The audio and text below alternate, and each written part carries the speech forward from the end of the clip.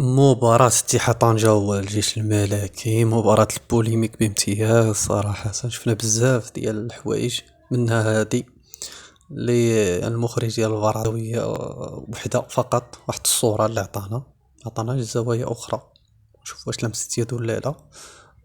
المهم هذا هو اللي كاين. بالنسبة للجيش الملكي، أضعف مقابلة لعبها هي اليوم، ما كانش محاولات، ما كانش بزاف د الأمور. كنظن أن التحكيم ساهم أنه الجيش انتصر اليوم، حيث أن شفنا واحد بطاقة حمراء يستحق دياكيتي في أول مقابلة باينة. الجيش راه ديجا استفد من هاد اللقطة، بحال هاد اللقطة غنجيب لكم الفيديو في الماتش ديال اتحاد توارقة. نفس اللقطة بطاقة حمراء اللاعب ديال اتحاد توارقة، نفس اللقطة كما كتشوفوا في الصورة، بطاقة حمراء ديال توارقة. خرج الجيش من بعدها راه ماركات 3 البيوت ديال الزحزوح.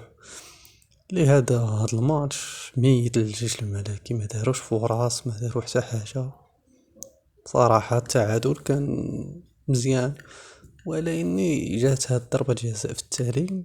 شوف، هي من واحد الزاويه كتبان لك كاينه لمستيز، واحد الزاويه كتبان لك لا.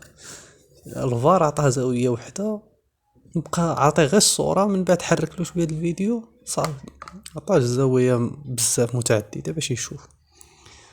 لهذا ما عرفناش النية، ما كيعلم بها غير الله. المهم هذا هو اللي كيعطيونا الرأي ديالكم في التحكيم، واش كاينه ضربة جزاء ولا لا، واش يستاهل في اللقطة الأولى ديال دياكيتي، واش يستاهل بطاقة حمراء ولا لا.